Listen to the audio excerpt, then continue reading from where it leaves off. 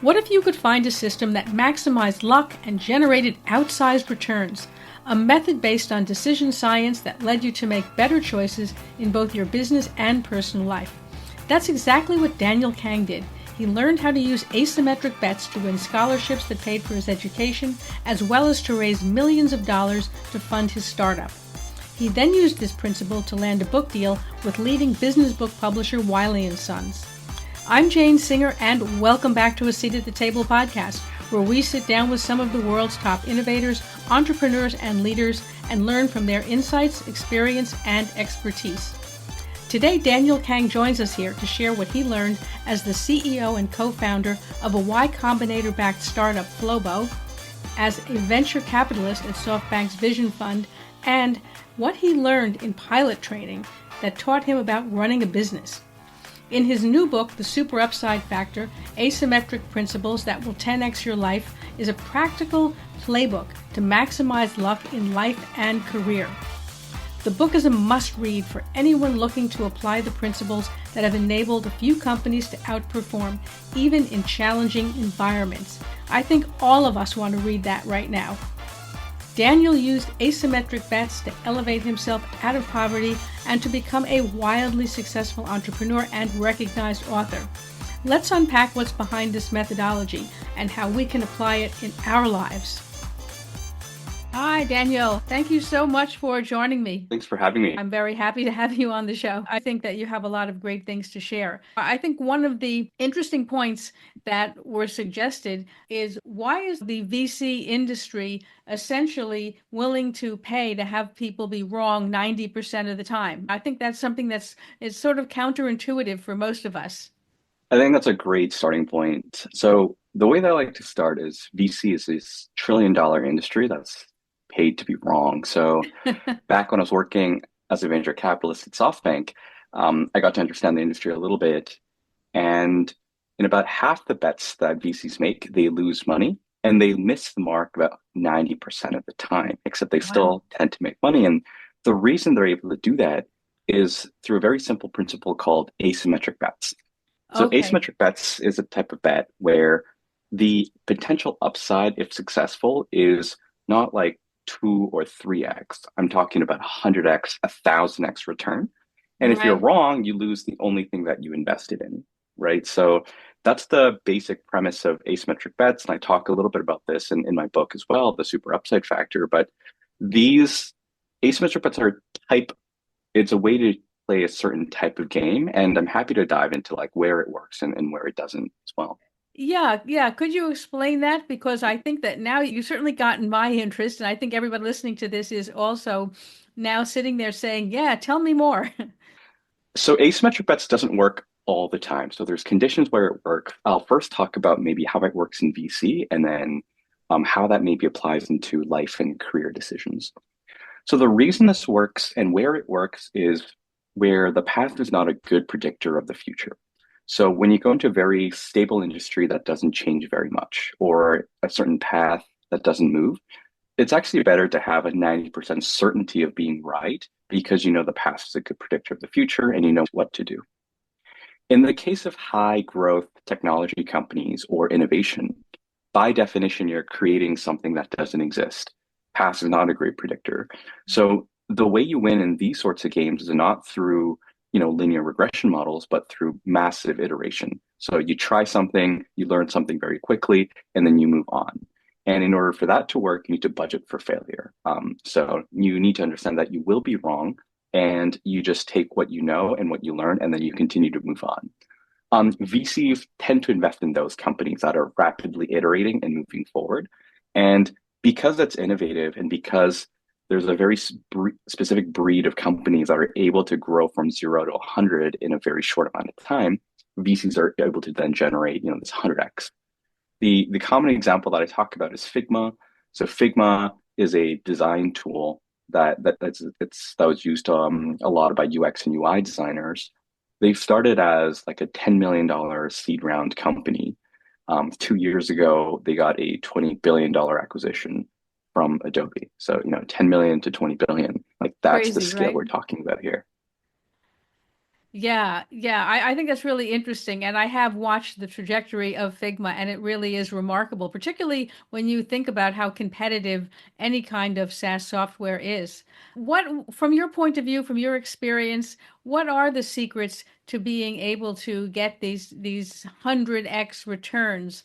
What differentiates those companies? What's sort of the learning that's come out of basically, I don't know how many years of heavy VC funding there's been, but certainly the last 2 decades, right, have been very much involved in this. I mean, if I knew that, that's $1 billion question. So if I Oh, could answer that, I'd be very, very successful. But here are some patterns that I've seen personally investing on a SoftBank, and also a lot of common knowledge. So I went through an accelerator called Y-Combinator. right. Y-Combinator incubated large companies like Airbnb, Coinbase. So there's a lot of these startup frameworks. I wouldn't call them rules, but pattern recognition. Okay. So in the earliest stages, I think the companies that succeed and the founders that succeed that I've seen are founders that are heavily focused on two things only. One is talking to customers and building your product. If they're only doing those things and massively iterating, they tend to do really well. Once you do that, that the whole point of doing this is to get to product market fit. And how you get to product market fit is how fast you grow. So if you are, roughly speaking, able to grow without trying, so that snowball effect is happening, then you've hit product market fit. And that's the proxy, how your growth rate. From that point, I think what matters is people who are great at convincing A players. So once you have product market fit, can you go and convince the best talent in the world to come join you? And maybe you have some of that in your network, maybe one or two people, but how do you convince more than, the first three people to join your company? Because you're not going to give them 10% of your company. You're going to give them a very small fraction. So they need to really believe that this is going to be a billion, $10 billion company for it to be worth it. So if you can hire a good team and build out the business model, which is, I think, proxied by can you grow profitably or get to a break even point. Once you get to that point, I think it's really just a market game after that, where are you able to have a moat or a differentiator that allows you to continue to grow and take market share from the incumbents. But if you can do those three things, roughly speaking, you can get there, but it's very, very hard. I almost don't like what I'm saying because it's simplified as saying, how do you make money? Well, you buy low and sell high. It's like, yeah, Right. it's simple, but that's the hard thing to do. Yes, yeah, I understand what you're saying, right? Conceptually, it's simple, but in practice, it's actually really, really difficult. It sounds easy, just ask people what they want and build it. But I think even in the kind of business that I'm running, which is quite simple, you ask people, but they don't spend their whole day thinking about your product. So when you ask them what they like if they're current users, or if you ask them what they would want if they're not users, nobody's really sat down and thought about it in those terms, right? And you think to yourself, well, why can't you think of anything? And like, because I'm thinking about my product, not yours. So it's really actually very, very challenging to get that information out of people. Now, you say that most people will never be lucky. And yeah, that's probably true. But how can you structure yourself then to be lucky? How can you try to flip the coin on that? We're going to take a quick break now, and then we'll be right back. We were hiring when we were making 50 to 100K monthly losses. And why? Welcome to episode 1. I can't think of a single founder who's been around for a decent amount of time in business who hasn't had their tunnel of year. This was that year. We're going to be okay, yeah, Sheree. Some are going to hear this and think, you TDP. But hear me out. You only have to do the math to understand that very soon we were $500,000 down. Luck is, I think, short form for how hard people have worked consistently and positioning. I think everybody tries to work hard and everybody does work hard. I think Right. it's positioning that really matters for at least these asymmetric bets, and that's what I'll talk about because that's what I wrote about. And Okay. think of it this way: positioning yourself for massive outcomes has little to do with how hard you work and much more to do with positioning. And I'll give you maybe two examples of this. The first example of this is back when I grew up in a low income family. I come from an immigrant family. Going to college was impossible. And what I did at the time was instead of working part-time jobs, I ended up applying to 120 scholarships, and I'll give you the payoff. The Okay. minimum wage at the time for my province in Canada was about $10 an hour. Some of the scholarships that I was applying for was $10,000, Wow. meaning that's a 1,000x difference between what I would get paid. So instead of spending all my time doing part-time work, I ended up spending the same amount of time applying to 120 scholarships. And I ended up winning a few of them. And I didn't need to win very many because for every one scholarship I win is equivalent to 1,000 hours of me working part-time. That's the payoff difference. And this is what I mean when I say it's often not about how hard you work, it's about positioning. Right. The second thing is like literally a live example that I'm running right now. So I landed a book deal with Wiley and Sons, which is a major academic press, but I didn't have an agent, I didn't have a manuscript, I didn't have any of these things. But the way I was able to get there was by writing 15 minutes a day. So I took one Saturday out of the month and I just brain dumped all of my ideas and then posted them online. And that's about 15 minutes a day. So Right. if you're journaling at home for about 20 minutes, you put in more work than I did to get this book deal, right?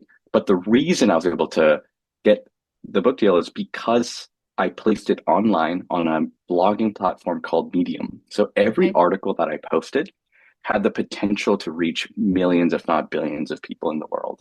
Versus if you journal on a physical notebook, not that that's a bad thing, I'm sure it's great for self reflection, but there is no potential for high upsides, right? Unless they find it after some major event or something, right? So this is what I mean when I say it, really try to find areas in your life that's conducive to massive, massive upsides and at least make that possible.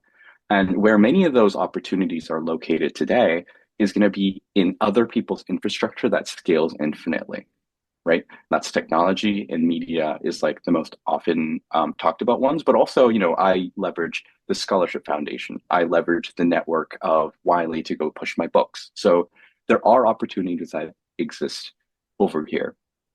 I'll say maybe one other thing on this topic. It's okay to use other people's infrastructure. We have this funny thing of saying, hey, every AI company is a GPT wrapper or an Anthropic wrapper. If you want to play that wrapper game, everybody's a wrapper, right? Right. Everybody's an AWS wrapper. Everybody uses AWS to do their cloud computing storage. So use other people's infrastructure if it made it available, and then try to create value that way, and you're able to create that massive outcome. That's a really interesting way to look at it. And I like the fact that you're calling out that it's very difficult nowadays to do things without having massive exposure. Like you're saying, applying to an outsized number of scholarships or being on a platform, like you're saying, for blogging or journaling that has already a lot of traffic. Otherwise, it is really hugely difficult, right, to be able to get attention for what you're doing. I think it's really interesting that you look at it from that point of view. Are there other things that you think that either that you've done or that you think people nowadays who are trying to win in this hyper competitive market could be doing to get that not just attention, I suppose, but also the credibility?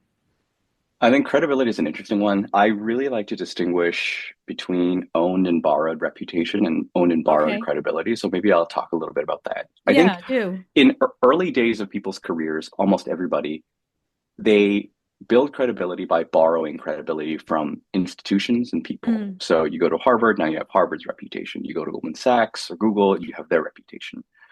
What's really, really important, I think, for people who want to do outsized things beyond, and you can stay at those jobs, that's great. But if you want to do something that's really outsized and different, you have to start owning your reputation rather than borrowing. And what people make the mistake, if you're in it for too long, is you conflate other people's credibility for your own. I'll give you an example of this in my own life. When I was an investor at Softbank, I can't think of a single CEO that didn't respond to my email domain, softbank.com. Right. So right. if I reached out, someone responded. I remember like even the biggest companies doing diligence would jump on the call with our team. When I left SoftBank to start my own company, and this was before Y-Combinator, what I found was no one was responding to my email address because no one knew what it was, right? So the name Daniel didn't have enough clout, and the name Flowbo, which was my company at the time, also didn't have enough clout. And it was a stark reality of, oh, it wasn't my reputation, right? It was Softbank's reputation. I was also working at, BCG or Oliver Wyman or, Oxford. All of those things had the reputation of the institution and not me. And at some point or another, I think building your own reputation and credibility is going to be important for you to be able to, eventually build a following and get people's attention, because that's you need to have skin in the game for things to work. And you need to prove to the world that it's you who did things, not your organization. That's such a good point because I think you're absolutely right.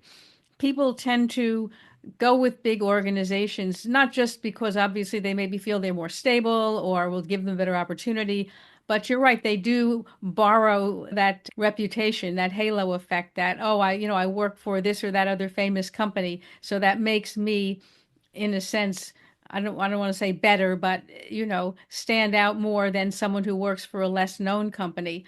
I think that it's an interesting point of view, and particularly for people who are looking for jobs and who may feel that they need to go with a big company as opposed to some of the companies that might offer a good experience but are not well known. What would you advise people on that if they were, in the earlier stages of career? I mean, I'm going to sound like an old man giving advice about this. So in the earliest stages, I think borrowing one or two reputations earlier on is going to be helpful. And the reason it's going to be helpful is these brands will open doors and that optionality compounds over time. So for example, if I were to go to Harvard, I'd rather go when I'm 17, not when I'm 47, right? Right. Because when I go to Harvard at 17, it'll open doors, and that those open doors will compound over time in the 20 years or the 30 years between the time. And what it also does is give you a little bit of permission. When I was at Oxford, we used to joke about this, and we would say, hey, we have permission to be stupid now. And the reason is, if I were to do something that's off the beaten path, the assumption would be, oh, Daniel must know what he's doing. He must see something because he went to Oxford, because he sort of Right. maybe proved to the world that he is capable of doing certain things, or at least passing certain bars that are deemed to be hard to pass.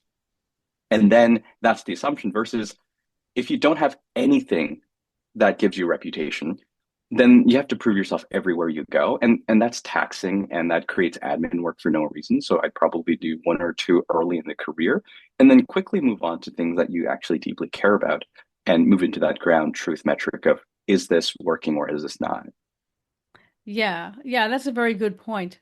You talk about the fact of finding value in failure. And I think that's another really interesting point because, we went from a mindset that you wanted to avoid failure in business, right? You didn't want to lose. And on the other hand, then we went through the opposite, right? Which was almost like what you might call, failure porn, where everybody wanted to, was interested in what's failed. Where's the middle ground and how do you see that? Okay, let me be very clear about this. I don't think failure is generally a good thing. I think the Okay. reason people celebrated failure is because fear of failure prevented people from acting. Okay. If you're able to act and you're okay with failure, that's good. And if you're already in that position, really, really try to optimize to not fail. I think that's a very important distinction. So I'll talk about it in a couple aspects. In the beginning, I talked about understand what game you're playing. And I think there are games where you can fail, and there are games that you really, really can't afford to fail. So just distinguish between the two. And when it comes to innovation or trying new things, something that I think about deeply or talk about deeply is this idea of budgeting for failure. And the reason most people can't do what it takes is because they haven't budgeted enough. And that's for corporations too. They would start an innovation project, right? And then the first three projects would flop, and they would pull the budget and say, no, we're not going to do this anymore. That doesn't give enough time for luck to catch up. So, and the thing about asymmetric bets is because you only need one or two and the outcomes are just so massive, almost anyone can start. So if you have $100, maybe start betting in dollar bills. And if you have $1, bet in pennies, not in quarters, right? So if you bet in quarters, you're going to run out very quickly. So maybe don't do it that way. And again, it depends on what kind of game you're playing. If it's the game where asymmetric bets are needed to win, go do it. Otherwise, it's okay to take a path of certainty. The other thing that I will say is if you do take this path, really, really try to avoid failure, insofar as you're continuing to take your bets, because there's this myth that you learn a lot from failure, and I think that's true. But I think you can actually learn from success. You can actually learn more from success. And the example that I think about is like going to med school. Every year, you get one shot at going to med school. And imagine someone gets in before you. Um, the first person gets to med school, and in the first 2 years, they figure out if they like med school or if they don't, right? They understand that's the learning that's happening. If you don't get into med school and spend 2 years working on some random other thing, and then you finally get in, you've sort of given up the learning that you would have learned in med school. So if the first person would have figured out, actually, in the first year, I don't want med school, I'm going to move on to something else. Now, 2 years later, you're barely in, and then now you're starting your learning at that point. And I think there is value in trying to hit this very quick, hit what you want as quickly as you can. And that's really the better path to learn. I think we need to sort of get rid of this idea of, there's more to be learned through failure. I think you could actually learn a lot faster by being successful. I think that's a great point, and I think it's really interesting that you bring it up at a time when people still are sort of encouraging people to not be as resistant to failure. And like you're saying, it's a delicate balance, right? Because you don't want to not try because you're afraid of failing, but at the same time, you just can't, continue to fail until you run out of options, that's not a good strategy either. I would say if you're looking at your route through venture capital, what are some of the things that people either misunderstand or don't understand about venture capital as outsiders? Because oftentimes, to those of us who've not been involved in that, it looks like, a wonderful world of having no budget restraints, being able to sort of, do what you're interested in, create all these wonderful things, whereas everybody else in established companies are being squeezed by budget pressure every year, or, boxed in by the way we always do things. It looks like venture capital is like a giant sandbox. That's a great question. I think there's a general trade-off between high autonomy and low autonomy environments. In high autonomy environments, there are good things, like you said. When I was at Softbank, I'd go explore different companies. If you're in earlier stages of investing, meaning you invest in seed stage companies versus pre-IPO companies, you have maybe a little bit more autonomy than that. You're just meeting a bunch of companies. What accompanies that autonomy is the responsibility. So if you are being told what to do and you execute, and then you sort of meet those expectations, you are going to be okay. In a high autonomy place, because you make the decisions and there's a set outcome, if you miss that outcome, you're responsible for that outcome. So it's going to be you're playing with a higher risk type of environment. So I started off my career in management consulting. I would say there's probably less risk in screwing up because you were told what to do. You were told exactly what you need to do. You need to execute and you're done. In VC, it's a little bit harder you have autonomy, so you take responsibility. So an example of this is when you're a junior, you're told what to do. Let's say you're an associate, but when you start hitting the VP, the principal, and if you want to really try to make it to partner, within your fund, you need to carve out your own niche. And then within the world, you need to carve out your own niche.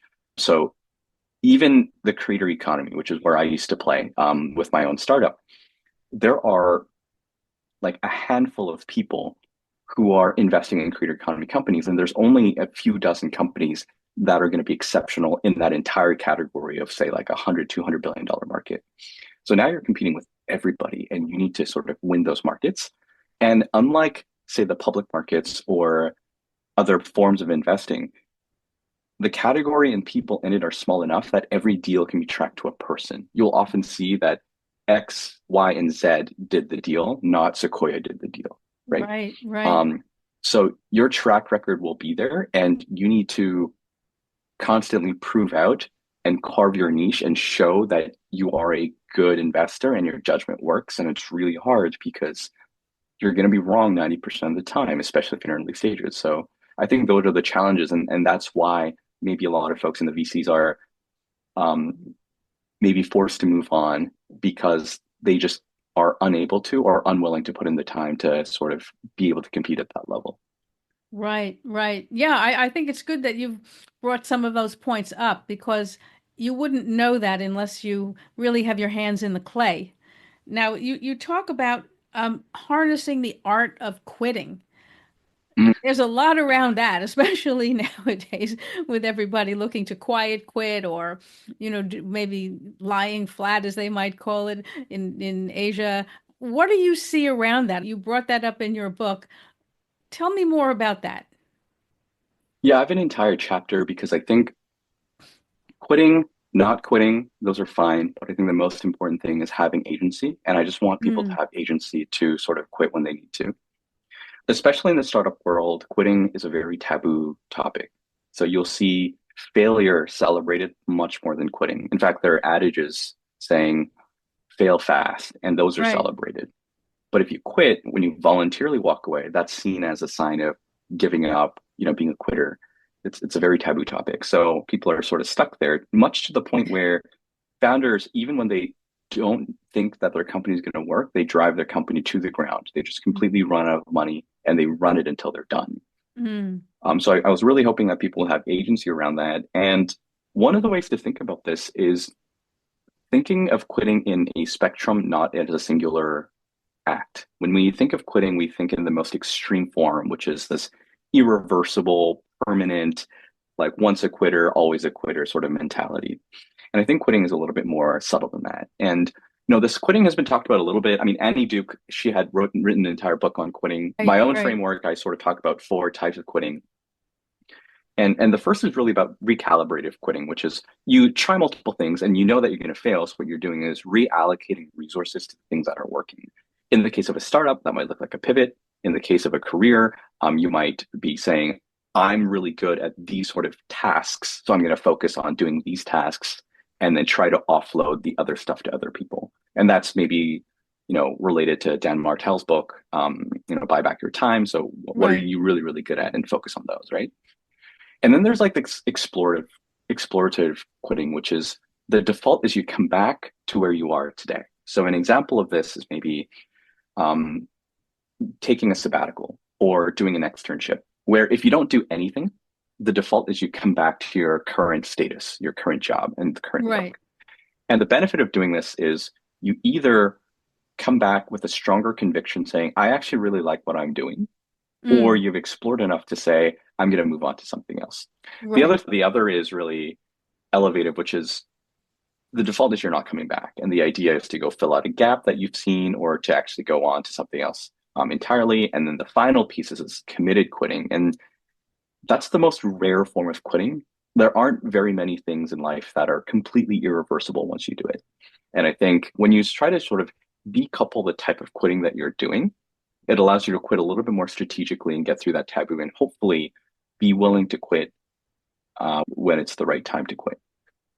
I think it's an interesting point that you bring up at looking at quitting as something that's not necessarily black or white, but that there are gray areas in between, that there's ways to handle a situation that's not working out without, like you say, just abandoning ship completely, which, as you're pointing out, isn't necessarily an ideal outcome, not just losing the business, but to some extent losing perhaps some of your reputation or desirability when the next situation comes along. People look at you and say, well, if you walked away from one thing, are you going to walk away from the next?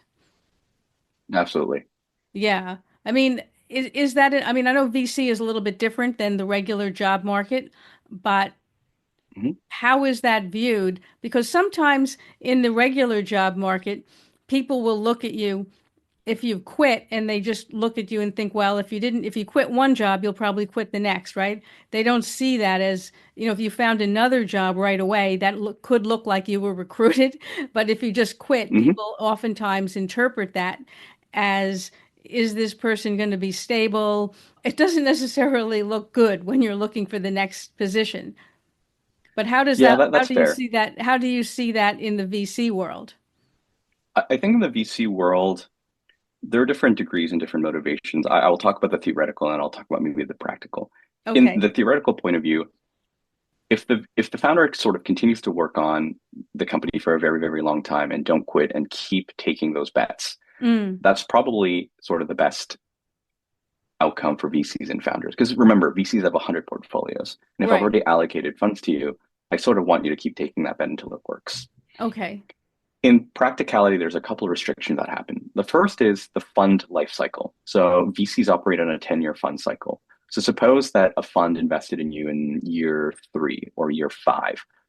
And by the time that 10 years is up, they want to return as much capital as possible. So it is possible that it is better for the VC that you stop and then give up whatever remaining capital you have and bring it back to them because they Right. have to report up to their LP. That's the practical piece. From a founder perspective, what I see from time to time, and this is very dangerous, is founders will get tired. Like if you're pivoting and you haven't found product market fit year 2, 3, 4, 5, you will be completely mentally drained. And I'm unsure if you have the capability, because I know what it takes to build momentum. I'm Right. not sure if you will have that momentum 5 years later if you've been constantly pivoting. And what you probably don't want to do is run that company to zero. Like you should probably return that capital if you know you can't do it. If you can continue taking those shots, go for it. But if you're Right. unable to, maybe return the capital.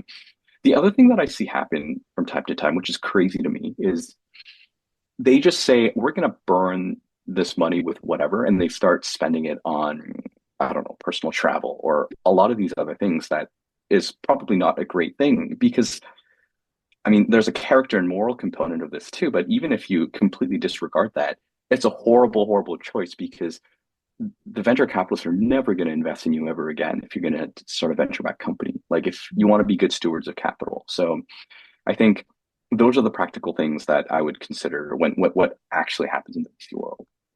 In terms of quitting itself, I think if you've been a good steward of capital, VCs tend to want to give you another shot if they think that you have a good conviction idea in the future.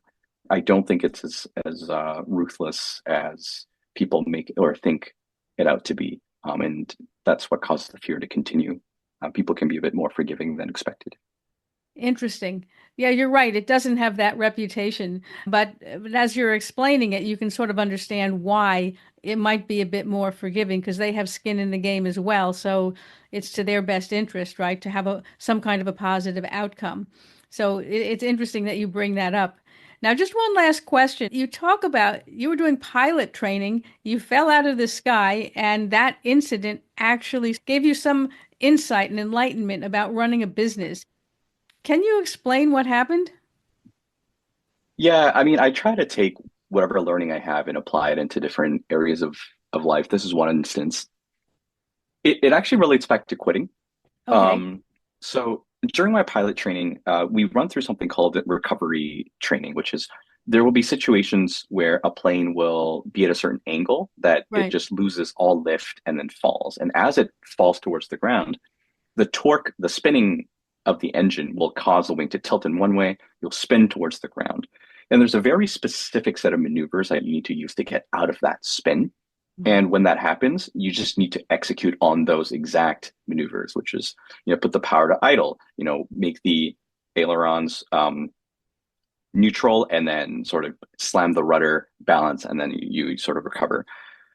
And before that, pilots would actually crash and even die from these sort of things. This is why they train you to make this an instinct. What that taught me about business, in particular around quitting, is that the best time to set the triggers of when to quit is when you are sane. So when you start a company or when you go into something, there are predictable stressors, like there are predictable outcomes. You've seen founders that are burned out. You're seeing founders that are depressed. You've seen founders that have completely destroyed their relationships with their family and their friends because they're absorbed with their business or go bankrupt. Maybe some of these things are not something you're willing to tolerate. It's like a plane spinning towards the ground, like waiting to crash. Like, you've seen other pilots crash, and you Right. know that these are predictable things that'll happen when you take some. The best time to figure out when to quit is when you're on the ground, like when you're before you enter the endeavor and you say, if these triggers happen, this is how I'm getting out, and this is when I know I will get out. Because what you don't want to be doing is trying to think of solutions and considering your options as you're spinning towards the ground about to crash. You're going to be disoriented. You're going to be very stressed. Like you're not going to be able to think straight.